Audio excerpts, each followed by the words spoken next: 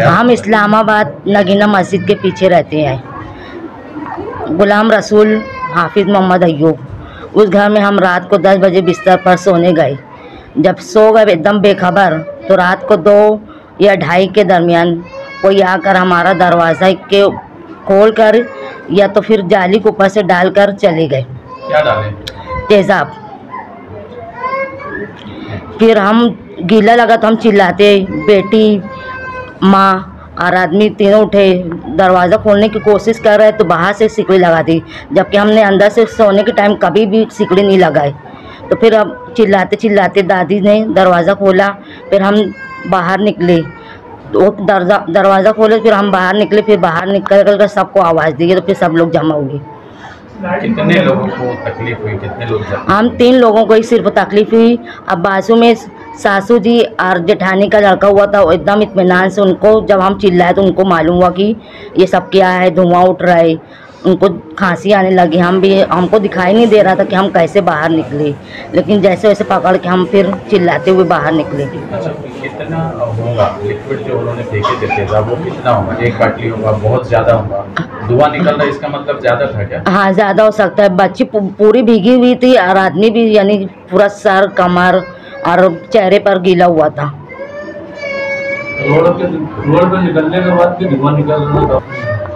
हम लोग जब बाहर निकले उसके बाद आपको अस्पताल में दाखिल किया गया। हाँ। तो अभी आप पुलिस से राब्ता कायम किए, पुलिस ने क्या बोला?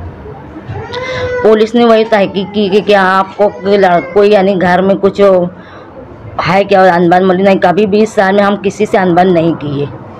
बोले लड़की से किसी का कॉलेज में या मदरसे में या गली महल्ले में किसी से अफेयर चल रहा है। बोले नहीं, कभी ये बात हमारे यहाँ हुई ही नहीं है। हम सुबह 8 बजे आते, 1 बजे आते, फिर हम नमाज़ पढ़ते, खाना खाते, जो सोते थे, फिर हम 4-5 बजे के करीब उठते हैं, फिर हमारा काम करते। आप लोगों को ऐसा लगता है कि अभी कोई ऐसा तुम्हारे साथ जानबूझ के किया है? नहीं, अभी हमको तो कभी ऐसे कोई तकलीफ नहीं हुई आने जाने में या कोई भी नहीं, लेकिन अब अभी कैसे हुआ ये हमको नहीं मालूम। किसी से झगड़ा हुआ आज? नहीं, किसी से नहीं हुआ हमारा।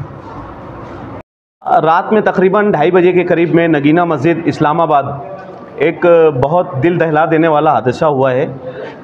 एक मकान के अंदर मियाँ बीवी और उनके साथ उनकी बच्ची, तकरीबन जिसकी उम्र 20 से 22 साल के आसपास है, कॉलेज वगैरह बच्ची पढ़ा करती थी और 2 महीने के बाद उसकी शादी थी, ऐसा उनके घर वालों का बोलना था।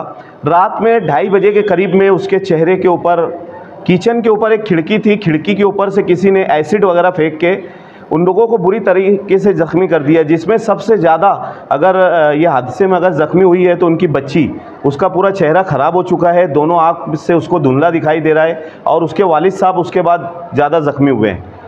ये हादसा मालेगांव शहर में मैं समझता हूँ कि शायद पहली मर्तबा पेश आया है। आज तक हम लोगों को ऐसा हादसा दिखने में नहीं मिला। एक सोशल वर्कर होने की हैसियत से मुझे जीशान ने और हमारे साजिद भाई ने कॉल किया कि यहाँ से रात में इन लोगों ने 2:30 बजे जावेद मेंबर, साजिद मेंबर, उस वार्ड के जो कॉरपोरेटर है, उन लोगों ने लाकर यहाँ पर एडमिट करवाया था। जीशान ने मुझे रात ही में कॉल कर दिया था कि भाई हम लोगों को ऐसा ऐसा मामला करना है, तो यहीं पर हमने एडमिट करवाया। लेकिन यहाँ के डॉक्टरों ने उनको रेफ़र लिख कर दे दिया है कि यार इनको धूलिया लेकर जाना पड़ेगा, उनकी आँख बहुत बुरी तरीके से बच्ची की डैमेज हो चुकी है और उसके वालिद साहब का भी मतलब ज़्यादा मामला है, तो ये दोनों को धूलिया ले जाकर कोई हाई सेंटर में बताना पड़ेगा। तो अभी हम लोगों की बातचीत चल रही है डॉक्टरों से, उनके घर वालों की।